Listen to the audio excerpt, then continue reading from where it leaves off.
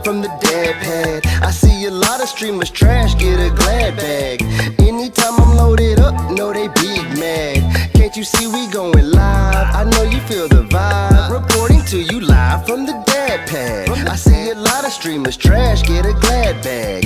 Anytime I'm loaded up, know they big mad. Can't you see we going live? I know you feel the vibe. Hey guys, it's me again, Greg with DadPad Gaming, coming at you with another review, this time for the Nintendo published, HAL Laboratories developed Kirby and the Forgotten Lands. I want to give a major shout out to our partners that provided me the copy of Kirby and the Forgotten Lands for review today. And without further ado, let's get right into it. As always, we'll get into the first question: what is Kirby and the Forgotten Lands? The easiest way to explain this is, it's your new age 3D platformer, and it does a really good job of being one. Now, for most platformers, the story usually isn't the element that draws you in, and it's the same here. It's really not much special. Kirby wakes up after being sucked through a portal and finds himself in the Forgotten Lands, of course. And from here we find out that a boatload of Waddle Dees need rescuing and that the Forgotten Lands are in really bad shape. So of course, our boy Kirby is now set on an adventure to help restore the lands and bring them back to peace. So what does Kirby and the Forgotten Lands do well? Honestly, almost everything. I'm surprised at how good this game actually is. What's really surprising about this game is it spins out of 7 worlds, the first 4 of them really nailing down and introducing you to every mechanic in the game. What makes it really cool is, quite honestly, there's not many commands, but there's so much versatility when you incorporate Kirby's power to absorb his enemy's powers and use them for himself.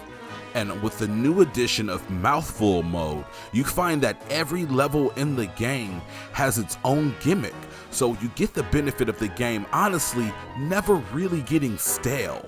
Now, when you consider that there are 7 worlds and each of those worlds has about 4 levels and a 5th level for a boss battle, that's pretty cool because that's a lot of levels with a lot of different gimmicks per level.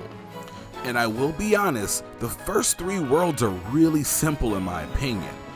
But as you get to the 4th world, you're greeted with some of the best platforming that 2022 has to offer, and quite honestly, probably some of the Nintendo Switch's best platforming since it's come on the market in 2017. And I can say with confidence, from the 4th world on to the end, they ride that wave to completion. And despite the fact that even the first 3 worlds are simple, they keep an engagement level that's so refined. That's mainly because each level in the game has anywhere from about 9 to 13 Waddle Dees hidden amongst each level. So even on those easier stages where platforming is rather rudimentary, there's usually a cool puzzle, a trick, or sometimes a Waddle Dee in plain sight that you just have to figure out how to access. And it's absolutely imperative that you save as many Waddle Dees as possible for 2 reasons. The first being because without saving a particular amount, you can't actually unlock the door to access the boss battle in each world. But away from that, there's actually a village of Waddle Dees, and the more you rescue, the more the village develops. This will lead way to things like upgrades for your powers, and even a boss battle mode, and a plethora of mini games. It's really charming, it's really fun, and I was quite surprised how much depth it actually added to the game. And away from gameplay, the other thing that I have to give a special shout out to is the music. It starts off good, but by the time the end of the game, it goes from good to great to purely magnificent. Call me crazy, but this is the very first Nintendo Switch game that I found it necessary to use headphones for, cause man, the music is immaculate. Another positive is the fact that there is actually a 2-player mode within this game. Now, for the second player, it's not as fun because they don't get the same abilities to absorb powers like Kirby, but it's perfect for a young child. and I actually had such a wonderful experience playing this with my soon-to-be 5-year-old son.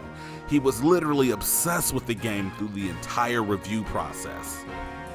Now, of course, there are a few things that this game doesn't do so great, but the list isn't too long.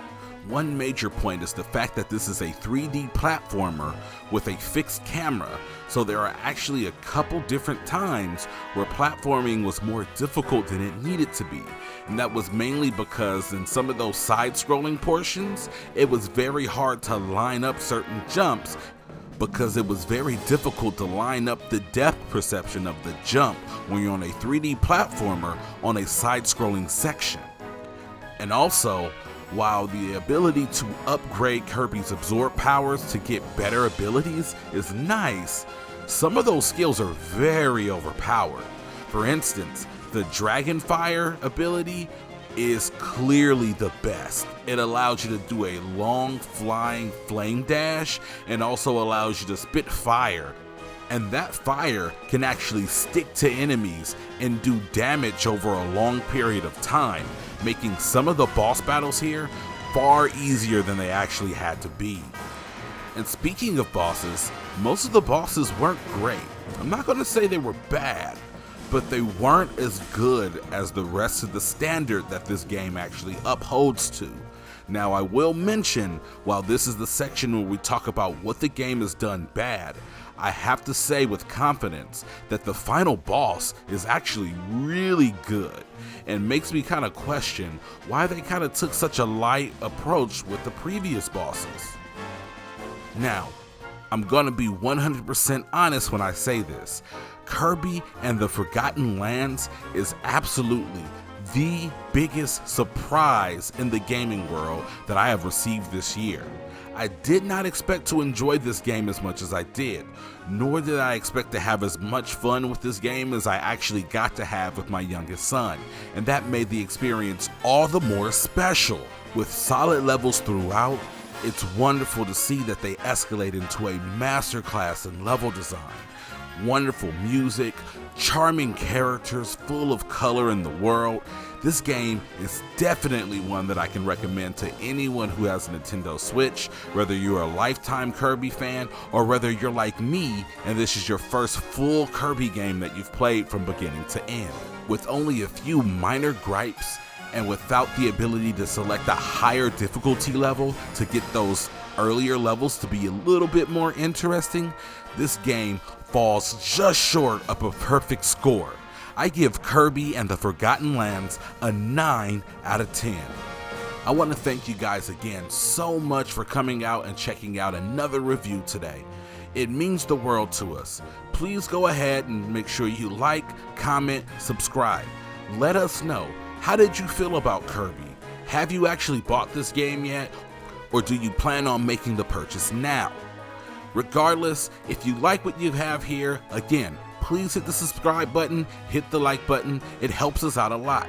And for more content, check out our YouTube channel, but also be in mind, you can catch us live every Saturday morning on twitch.tv/Blurred Line Podcast. That's lines without the S. Thanks again, guys, and have a wonderful day.